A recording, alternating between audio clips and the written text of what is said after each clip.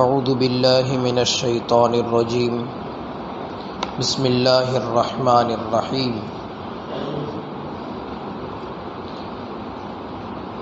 اذ تلقونه بألسنتكم وتقولون بأفواهكم ما ليس لكم به علم وتحسبونه هينا وهو عند الله عظيم ولولا اذ سمعتموه قلتم ما يكون لنا ان نتكلم بهذا سبحانك هذا بهتان عظيم يعظكم الله ان تعودوا لمثله ابدا ان كنتم مؤمنين ويبين الله لكم الآيات والله عليم حكيم.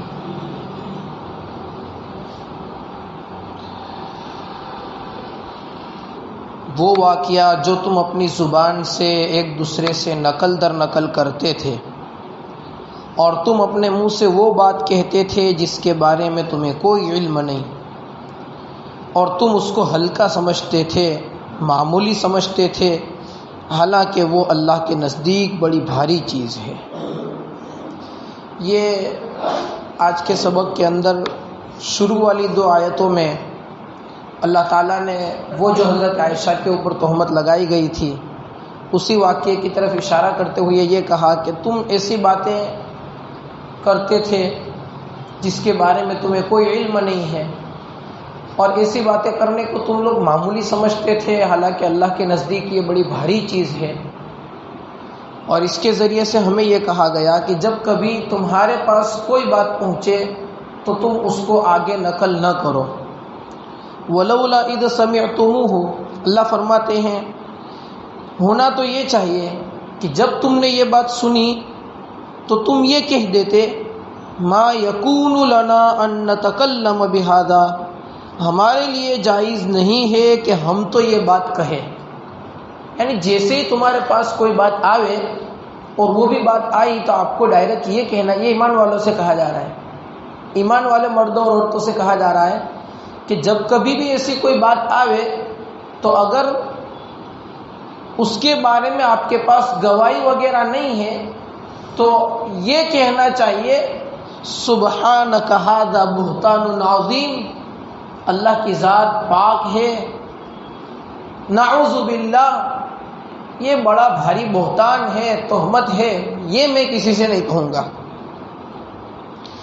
اس آیت کے اندر اللہ تعالیٰ نے اشارہ کیا حضرت عائشہ کے واقعے کی طرف، لیکن ہمیں یہ کہا گیا کہ جب کبھی بھی ایسا کوئی بات ہو اور تمہارے پاس گواہ وغیرہ نہ ہو تو پھر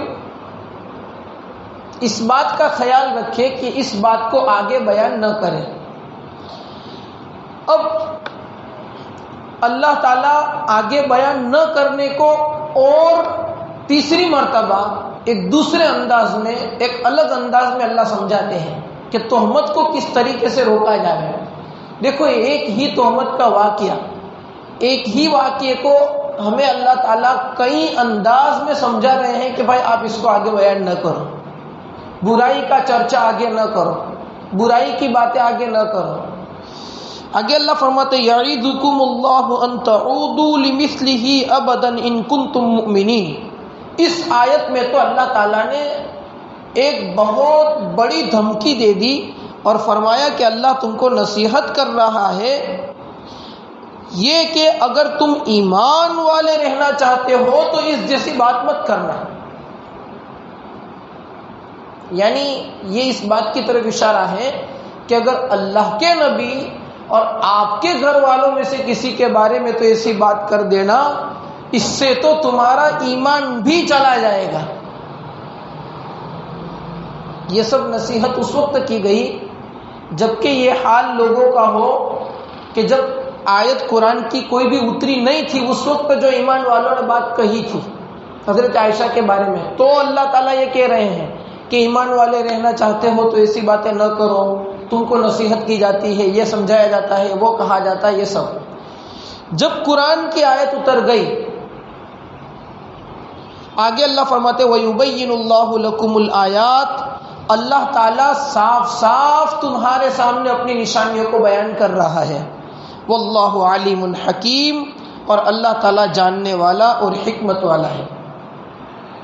دیکھو اللہ تعالیٰ نے ان آیتوں کے اندر ایک بات یہ بیان کی کہ عائشہ کے اوپر جو تہمت لگائی گئی ہے وہ جھوٹی ہے۔ دوسرا یہ کہا کہ جو تم بیان کرتے ہو وہ اب سے خیال رکھنا، جب کبھی ایسی کوئی بات ہو تو پہلے تحقیق کر لینا پھر بیان کرنا۔ تیسرا یہ کہا ایسی کوئی برائی کی بات تم تک پہنچے اور گواہ نہیں ہے تو خاموش رہنا، آگے مت بولنا۔ یہ سب تو سمجھایا، لیکن اخیر والی آیت میں اللہ نے بیان کر دیا کہ اللہ تعالیٰ کہیں ایسا نہ ہو کہ تم لوگ ایسی باتیں کرتے رہو اور اللہ تمہارا ایمان ختم کر دے۔ یہ اشارہ اس بات کی طرف ہے، ان قرآن کی آیتوں کو اتار کر کے اللہ تعالیٰ فرماتے ہیں میرے نبی کے گھرانے کے اوپر یا میرے نبی کے بارے میں ایسی کوئی بات اب سے کرے گا تو اس کا ایمان ختم ہو جائے گا۔ اب تک کہہ دی برابر تھی، بہت ہو گیا، بس اس کے اوپر تنبیہ ہو گئی، سزا ہو گئی، لیکن اب نہیں۔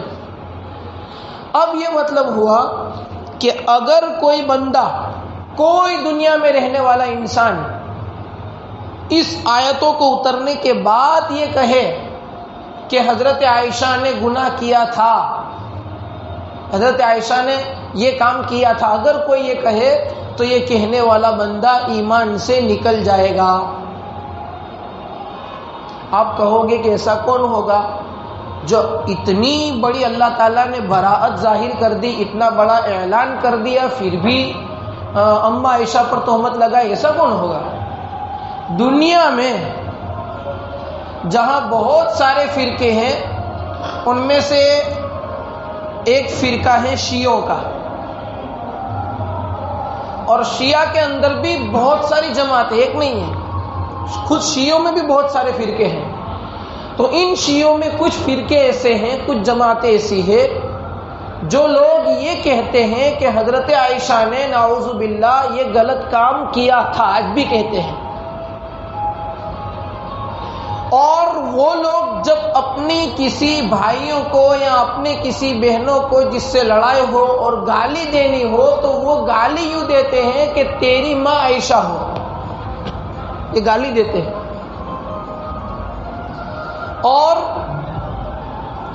کہاں تک میں آپ کو بتاؤں، مفتی محمود صاحب بارڈولی نے علماء کے جوڑ میں شیعوں کی جب حقیقت بیان ہو رہی تھی تو یہ بیان کیا تھا، فرماتے تھے کہ جب ہم عراق میں گئے تھے اور وہاں ہوٹل میں رکنا ہوا تو وہاں جا کر دیکھا، جب پیشاب کرنے کے لیے یا پاخانے کے لیے بیت الخلاء میں گئے تو جا کر کے دیکھا کہ جہاں انسان اپنے پیر رکھتا ہے پیشاب خانے میں، ایک پیر رکھنے کی جگہ پر حضرت ابو بکر کا نام لکھا ہوا تھا اور دوسرا پیر رکھنے کی جگہ پر حضرت عمر کا نام لکھا ہوا تھا، اور انسان جب پیشاب یا پاخانہ کرتا اور جس جگہ کے اوپر گرتا ہے اس جگہ پر اماں عائشہ کا نام لکھا ہوا تھا۔ وہ لوگ آج بھی اماں پر تہمت لگاتے ہیں، اور قرآن کی اگر کوئی اماں عائشہ پر تہمت لگاوے آج ان آیتوں کو اترنے کے بعد تو قرآن کی اتنی ساری آیتوں کا وہ انکار کرنے والا بنے گا، اور قرآن کی کسی ایک آیت کا بھی انکار کر دینے والا بندہ یہ ایمان والا نہیں رہتا، ایمان سے نکل جاتا ہے۔ اللہ تعالیٰ سے ہم دعا کرتے ہیں اللہ تعالیٰ سب کو صحیح سمجھ عطا فرمائے۔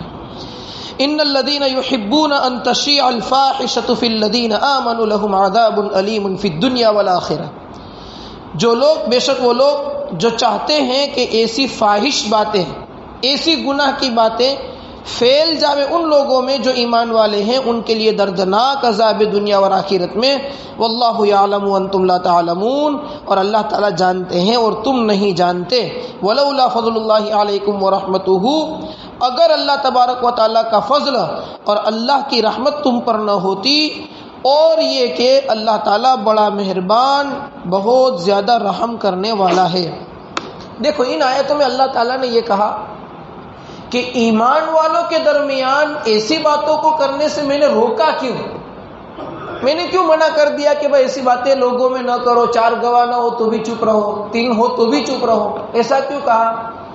اس کی وجہ مفسرین نے بیان کیے، فرماتے ہیں اللہ تعالی یہ نہیں چاہتے کہ بے حیائی اور برائیوں کا چرچا ایمان والوں کے درمیان باقی رہے۔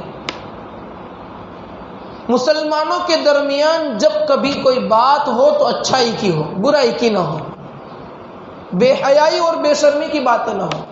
اور ہوتا یہ ہے کہ کوئی کتنی بھی بڑی بے حیائی اور بے شرمی کی باتیں ہو یا کتنی بھی بڑی خراب بات ہو، لیکن جب اس کے چرچے لوگوں میں ہونے لگتے ہیں اور بہت زیادہ چرچا ہو جاتا ہے تو اس برائی کی جو قباحت اور برائی لوگوں کے دلوں میں پہلے تھی اب وہ نہیں رہتی۔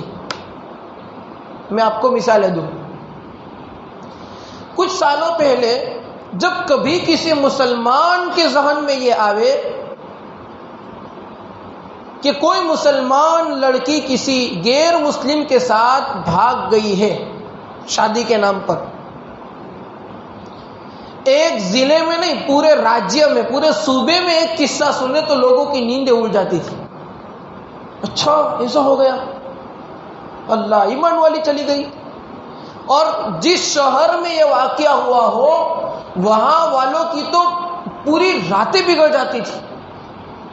لوگ ایسی لڑکیوں کو کسی طریقے سے اس کا ایمان بچ جائے اس کو تلاش کرنے کے لیے لوگ اپنی جان اور مال کی کئی دنوں تک مسلسل قربانیاں دیتے تھے۔ یہ حال تھا اس دور میں کچھ سالوں پہلے۔ لیکن جب یہ واقعات بڑھتے گئے اور بڑھنے کے ساتھ ساتھ لوگوں میں اس برائی کا چرچا ہوا، یہاں بھی بھاگ گئی وہاں بھی بھاگ گئی، یہ بھی ہوا وہ بھی ہوا، یہ چرچا ہوتے ہوتے ہوتے ہوتے یہ حال پہنچ گیا کہ اب جب ہم سنتے ہیں کہ یہاں ایسا ہوا ہے تو ہمیں وہ دکھ نہیں ہوتا جو پہلے ہوا کرتا تھا، کیونکہ ایک برائی کا چرچا بہت زیادہ ہو جاتا ہے تو لوگوں کے دلوں میں اس برائی کی قباحت اور برائی ختم ہو جاتی ہے۔ اسی طریقے سے بلاತ್کار کا، زبردستی 2-4 لوگ مل کر کے کسی عورت کے اوپر زبردستی کریں، اس واقعے کو بھی پہلے جب کبھی کوئی سنتے تھے تو اس کے اوپر لوگ بہت ایکشن لیتے تھے، لیکن جب یہ واقعات بڑھتے گئے، کسی کو زندہ مار ڈالنے کا واقعہ جب کبھی سنتے تھے تو بہت بڑا اثر ہوتا تھا، سالوں کے بعد لوگ کہتے تھے یہاں جگہ کے اوپر مرڈر ہو گیا تھا، یہ ہو گیا تھا۔ لیکن ان واقعات کو روزانہ اخبار کے اندر، روزانہ موبائل کے اندر جب لوگوں نے پڑھنا شروع کیا اور سننا شروع کیا تو اتنے پڑھے، اتنے سنے کہ لوگوں کے دلوں سے اس چیز کی برائی جو دلوں میں بیٹھی ہوئی تھی وہ بھی ختم ہو گئی۔ اب ہر چیز کو لوگ معمولی سمجھ رہے ہیں۔ تو اللہ تعالیٰ نے اسی لیے پہلے کہہ دیا برائیوں کا چرچا ہی بند کر دو، اگر چرچا کرو گے تو اس برائی کی جو خرابی تمہارے دلوں میں بیٹھی ہوئی ہے وہ ختم ہو جائے گی۔ یہ مفتی شفیع صاحب نے معارف القرآن میں نکتہ لکھا ہے۔ یا ایھا الذین آمنوا لا تتبعوا خطوات الشیطان، اللہ ایمان والوں سے کہتے ہیں اے ایمان والو تم شیطان کے نقش قدم پر نہ چلو، یہ کام شیطان کے ہیں، تم شیطان والے راستے پر نہ چلو۔ وَمَن يَتَّبِعْ خُطُوَاتِ الشَّيْطَانِ فَإِنَّهُ يَأْمُرُ بِالْفَحْشَاءِ وَالْمُنكَرِ، اور جو شیطان کے راستے پر چلتا ہے تو شیطان تو لوگوں کو برائی کا اور ناجائز کاموں کا ہی حکم دیتا ہے، شیطان کا تو کام ہی ہے لوگوں کو غلط راستہ بتانا۔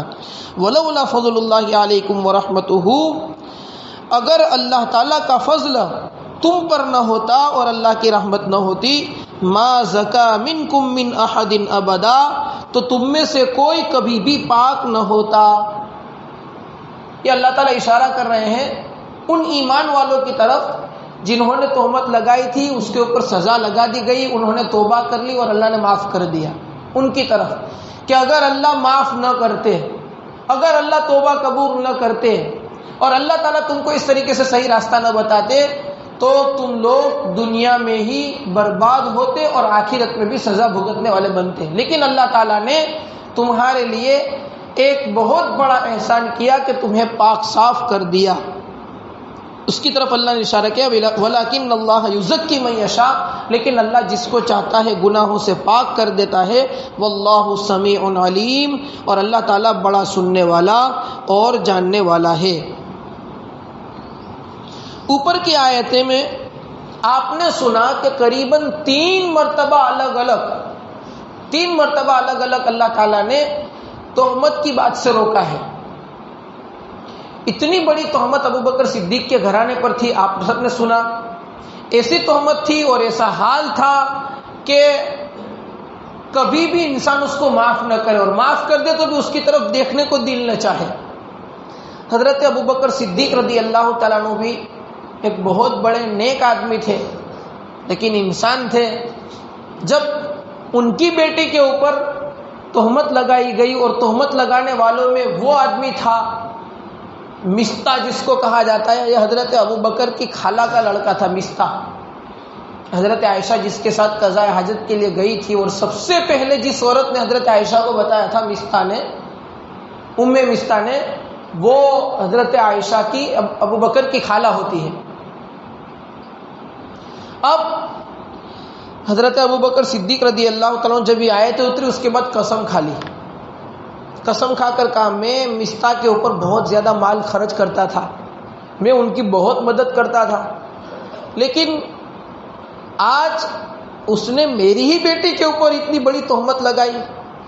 اللہ کی قسم کھاتا ہوں کہ اب میں اس کی مالی مدد نہیں کروں گا. حضرت ابو بکر نے بھی اور دوسرے کچھ ایمان والوں نے قسم کھا لی. اب مستہ غریب آدمی تھے، لوگ اس کو خصوصاً حضرت ابو بکر اس کو بہت زیادہ مال دیتے تھے، کیونکہ خالہ کے لڑکے بھی تھے اور غریب بھی تھے. جب یہ واقعہ ہوا تو حضرت ابو بکر نے قسم کھا لی کہ اب میں مستہ رضی اللہ تعالیٰ عنہ کی مدد نہیں کروں گا. قسم کھا لی. اب مال دینا حضرت ابو بکر کی کوئی ذمہ داری نہیں تھی. ارے بھائی، ہم کسی غریب کو مال دینے جاتے ہیں تو ہماری یہ ذمہ داری تھوڑی ہوتی ہے کہ اسی غریب کو دینا ہمارے لیے ضروری. ہم تو کسی بھی غریب کو دے سکتے ہیں. اب حضرت ابو بکر بھی کسی بھی غریب کو دے سکتے تھے اور مال تو دیتے تھے، لیکن جس گھر کے اوپر سے تہمت لگائی گئی تھی اس گھر میں دینا بند کر دیا اور قسم کھا لی. اللہ تعالیٰ اپنے صحابہ کو بڑے اونچے اخلاق پر رکھنا چاہتا تھا. صحابہ کے اخلاق عظیمہ تھے، اور اچھے اخلاق والے، بڑے اخلاق والے آدمی کے لیے یہ کہنا کہ اس نے یہ کیا تھا اس لیے میں ان کے ساتھ یہ کروں گا، یہ اچھی بات نہیں ہے. اس لیے اللہ تعالیٰ نے آگے والے آیت اتاری وَلَا يَأْتَلِ أُولُو الْفَضْلِ مِنْكُمْ وَالسَّعَةِ، قسم نہ کھاوے تم میں سے وہ لوگ جس کو اللہ تعالیٰ نے فضیلت والا بنایا، فضل والا. حضرت ابو بکر صدیق رضی اللہ تعالیٰ عنہ کو اللہ تعالیٰ یوں کہتے ہیں کہ یہ فضیلت والا ہے. اس آیت کے ٹکڑے میں حضرت ابو بکر کی تعریف کر رہے اللہ کی ذات، اور وہ بھی قرآن کے الفاظ میں کہ اولو الفضل، حضرت ابو بکر فضیلت والے ہیں. اور فضیلت والا آدمی یہ اس کے لیے مناسب نہیں ہے کہ وہ اللہ کی قسم کھا لے اس بات پر. دوسرا کہا وہ ساعتی، مالدار، چونکہ مال دیا تھا وہ ساتھ والے تھے. یؤتو اولی القربى، اس بات کی قسم نہ کھاوے کہ وہ رشتہ دار کو اور مسکین کو اور مہاجرین کو جو اللہ کے راستے میں ہجرت کرنا اس کو نہیں دیں گے. یہ فضل والوں کے لیے ٹھیک نہیں ہے قسمیں کھا لینا.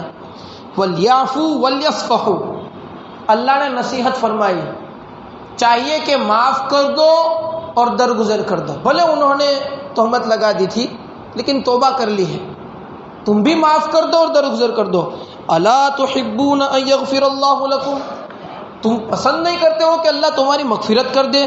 واللہ غفور الرحیم، اور اللہ تعالیٰ بڑا معاف کرنے والا اور رحم کرنے والا ہے.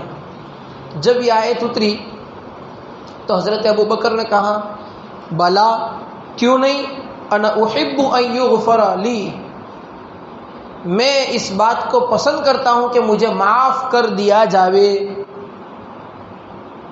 فوراً اپنی قسم کا کفارہ دیا، اور جو مال مستہ کو دے رہے تھے اور پھر قسم کھا لی تھی، جب یہ آیت اتری تو قسم کا کفارہ دے کر جتنا مال مستہ کو دیتے تھے اتنا دیا، اور ایک روایت میں تو ہے کہ اس سے ڈبل دینا شروع کر دیا. یہ اخلاق تھے. اپنی بیٹی کو، اپنے گھرانے کو اتنا بڑا نقصان پہنچانے والا اس کے بارے میں بھی مال بند کر کے پھر سے شروع کر دیا، اور کیا کہا کہ میں چاہتا ہوں کہ اللہ میری مغفرت کر دے۔ یہ ہمارے لیے سبق ہے سب۔ ہم کسی غریب کے اوپر مال خرچ کر رہے ہیں، کسی مدرسے کے اندر ہم زکوٰۃ دے رہے ہیں، کسی دینی تنظیم کے اندر ہم اپنی زکوٰۃ کا مال دے رہے ہیں، اور اس تنظیم والوں نے، اس مدرسے والوں نے ہمارے ساتھ کوئی غلط حرکت کی جو ان کو نہیں کرنی چاہیے، ان سے بھول ہوئی، تو ہمیں اپنی زبان سے یہ نہیں کہنا چاہیے کہ اب رمضان میں زکوٰۃ لینے آؤ۔ ہم زکوٰۃ دے کر کے کسی کے اوپر احسان نہیں کر رہے ہیں۔ زکوٰۃ دینا یہ ہمارا فریضہ ہے۔ کوئی لینے نہیں آئے گا تو ہمیں دینے جانی پڑے گی، یہ تو لینے والوں کا احسان ہے کہ آ رہے ہیں۔ بہت سارے لوگوں کی عادت ہوتی ہے، فلاں مدرسے والے کو اتنے روپے دیتے ہیں تو بھی دیکھو ہمارے ساتھ ایسا معاملہ کیا، یہ کرتے وہ کرتے ہیں۔ تو زکوٰۃ دے کر کے ہم احسان نہیں کر رہے ہیں، کیونکہ زکوٰۃ تو ہمیں نکالنی پڑے گی۔ اپنے مال کا 40واں حصہ ہم نکال رہے ہیں، 39 حصے تمہارے پاس ہے، وہ دو تو احسان ہے، 40واں حصہ تو تمہارا ہے ہی نہیں، سال پورا ہو گیا، اس کو نکالنا پڑے گا۔ اس لیے جب کبھی ہمارے دل میں ایسی بات آئے کہ ہم فلاں غریب گھرانے کی مدد کر رہے ہیں، اتنے سال تک ہم نے زکوٰۃ کا مال دیا تو بھی اس نے ہمارا خیال نہیں رکھا ہے، وہ سب تو ہم نے زکوٰۃ کا مال کسی کے اوپر احسان کرنے کے لیے نہیں دیا ہے۔ یہاں تو احسان والا معاملہ تھا حضرت ابوبکر کا، پھر بھی اللہ کہہ رہے کہ نہیں، احسان بند نہ کرو، چالو رکھو۔ ان الذين يرمون المحصنات الغافلات المؤمنات لعنوا في الدنيا والآخرة ولهم عذاب عظيم۔ پھر سے چوتھی مرتبہ اللہ تعالیٰ بیان کر رہے ہیں اس بات کو، جو لوگ پاک دامن گناہوں کا پتہ ہی نہ ہو ایسی عورت، غافل ایمان والی عورت پر تہمت لگاتے ہیں، اس کے لیے دنیا اور آخرت میں لعنت کی گئی۔ اب سوچے، ایک ہی رکوع کے اندر، ایک ہی صورت میں بالترتیب اللہ تیسری یا چوتھی مرتبہ کہہ رہے ہیں کہ تہمت نہ لگاؤ، اور یہاں پر جو تہمت کا کہہ رہے ہیں وہ اللہ تعالیٰ فرماتے ہیں منافقین کو۔ اوپر جو بیان کیا تھا وہ ہم ایمان والوں کو کہا گیا تھا، یہاں پر منافقوں کو کہا جا رہا ہے۔ کیوں منافقوں کو کہا جا رہا ہے؟ کیونکہ آگے اللہ تعالیٰ اس میں فرماتے ہیں لعنوا فی الدنیا والآخرہ، تہمت لگانے والوں پر دنیا اور آخرت میں لعنت کی گئی، اور ان کے لیے بڑا بھاری عذاب ہے۔ دنیا میں بھی جس کے لیے لعنت ہو، لعنت یعنی جس کے اوپر اللہ کی رحمت کا ایک قطرہ بھی نہ برسے، اور آخرت میں بھی اس کے لیے لعنت ہو، آخرت میں لعنت یعنی اللہ کا عذاب ہو۔ اور پھر اللہ نے آگے اور دھمکی دی، بڑا عذاب ہے، معمولی عذاب بھی نہیں ہے، یہ منافقین کے لیے ہے کہ تم لوگ تہمت لگا کر کے بیٹھے ہو۔ قرآن کی آیت اتری پھر بھی وہ تہمت لگاتے تھے، جیسے آج کے دور میں نے آپ کو شیعوں کی مثال دی، قرآن کی آیت اترنے کے بعد بھی تہمت لگاتے تھے، ان کے لیے ڈائریکٹ اللہ نے وعید بیان کر دی۔ اب قیامت کے دن ایسا ہوگا کہ جب ایسے لوگوں کو اللہ تعالیٰ کے دربار میں حاضر کیا جائے گا جو تہمت لگانے والے تھے، تو وہ اللہ تعالیٰ کے سامنے اشکال کریں گے کہ اللہ، ہم نے کہا تہمت لگائی تھی، فرشتوں نے کھوٹا لکھ دیا ہے، غلط لکھا ہے، ہمارے اوپر جھوٹا لکھا ہے، ہم نے نہیں تہمت لگائی تھی، یوں کہیں گے۔ تو اللہ تعالیٰ فرماتے ہیں یوم تشہد علیہم السنتہم وایدیہم وارجلہم بما کانوا یعملون، اس دن گواہی دیں گے ان کے خلاف، جب وہ لوگ اپنی زبانوں سے اللہ کے سامنے کہیں گے کہ اللہ، ہمارے نامہ اعمال میں یہ گناہ کھوٹے لکھے ہوئے، ہم نے نہیں کیے تھے، فرشتوں نے بھول کیے۔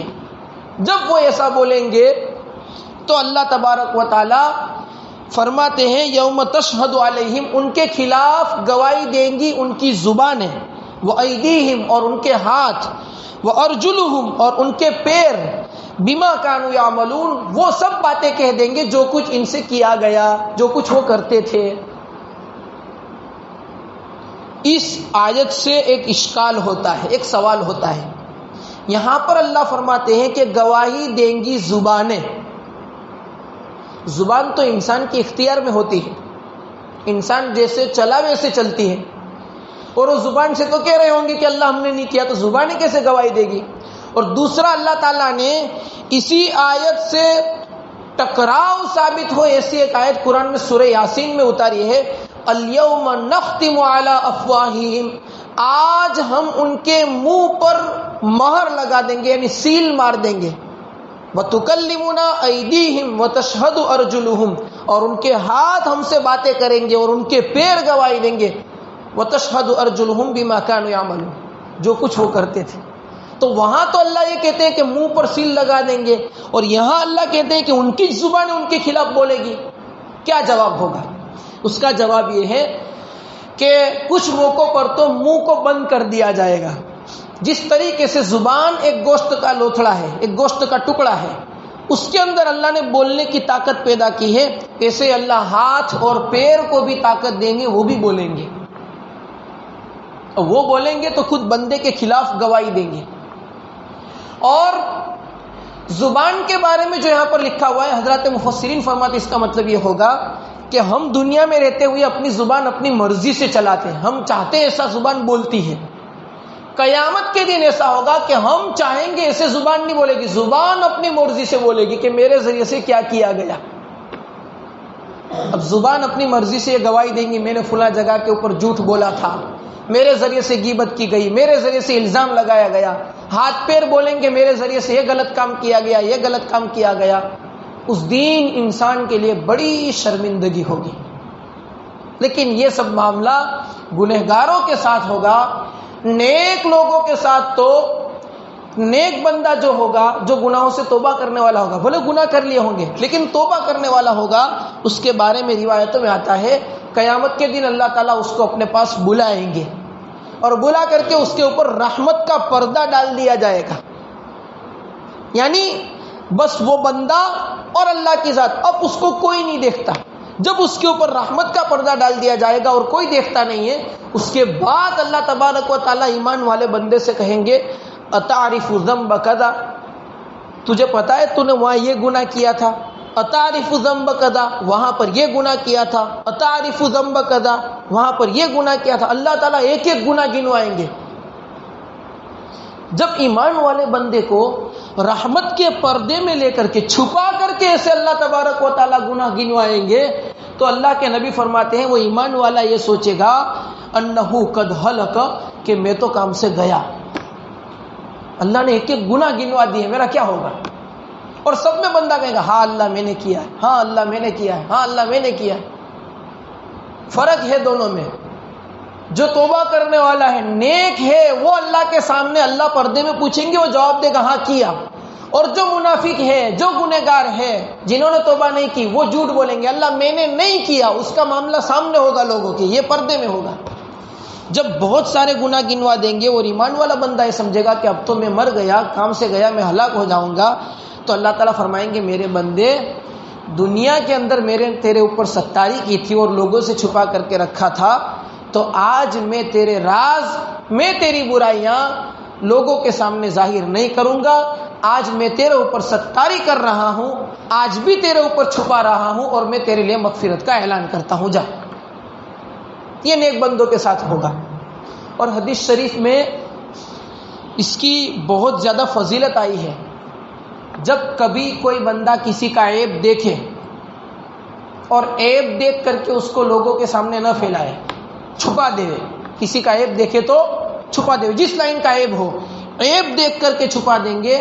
اللہ تعالیٰ من ستر مسلمن سترہ اللہ یوم القیامہ، جو کسی مسلمان بندے یا مسلمان بندی کا عیب چھپائے گا، قیامت کے دن اللہ تعالیٰ اس کا عیب چھپا دے گا.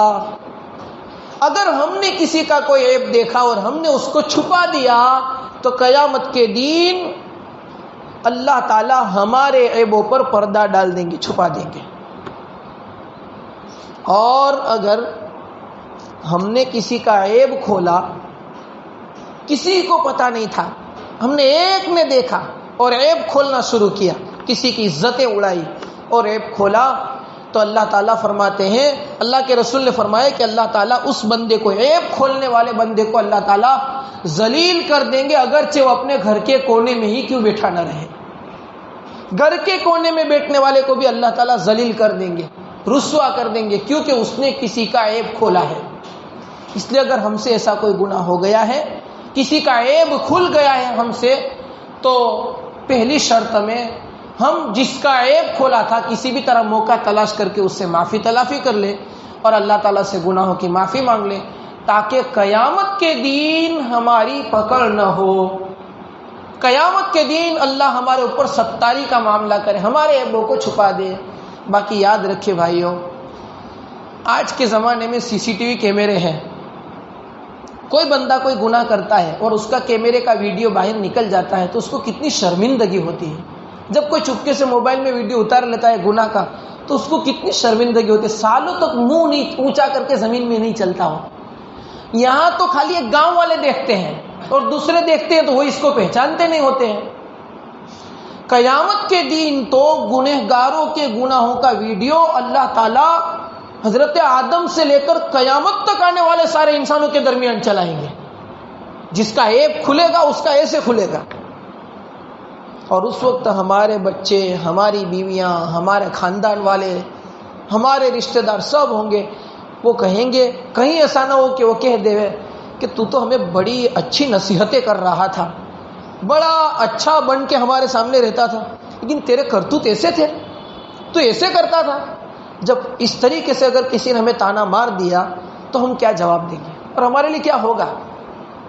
مولانا پیر ذوالفقار صاحب نقشبندی نے یہاں تک فرمایا, ایک مرتبہ روایت بیان کرتے کہتے تھے کہ 10 جانور جو ہوں گے وہ اللہ کے جنت میں جائیں گے. 10 جانور, 10 جانور جنت کے اندر جائیں گے. ان جانوروں میں ایک گدھا بھی ہوگا حضرت حذیر کا جو جنت میں جائے گا.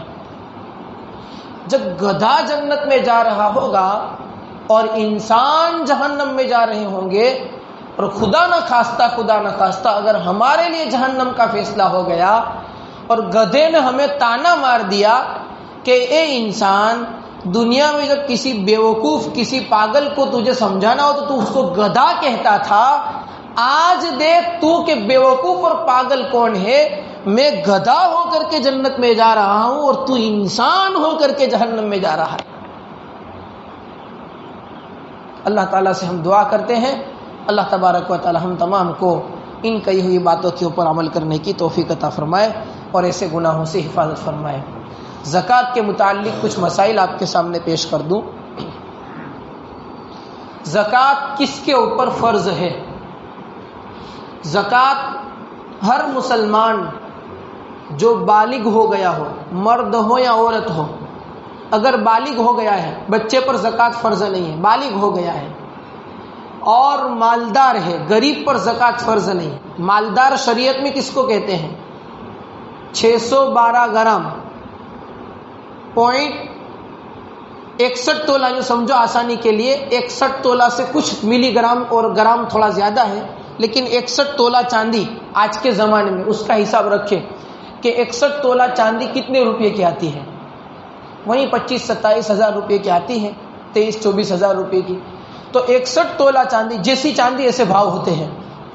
تو 61 تولہ چاندی خرید سکے, بیچے, اور اس کی جو قیمت ہوتی ہے اتنے پیسے اگر کسی بندے کے پاس ہو تو وہ شریعت کی نظر میں مالدار ہے. شریعت میں وہ مالدار ہے, اس کے اوپر زکوٰۃ فرض ہے.